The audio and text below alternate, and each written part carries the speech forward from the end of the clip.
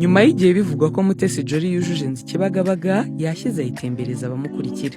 Ni inzu imaze igihe ivugisha abantu ku mbuga nkoranyambaga. Iyi nzu ya etaje 3 ifite ibyumba 5, pisine, uruganiriro, inzu y'imyidagaduro, icyumba cyo gukoreramo imyitozo ngororamubiri, igikoni kigezweho n'ibindi. Ni inzu ngari kuko buri cyumba cyayo kitaruye. Dore imiterere yayo.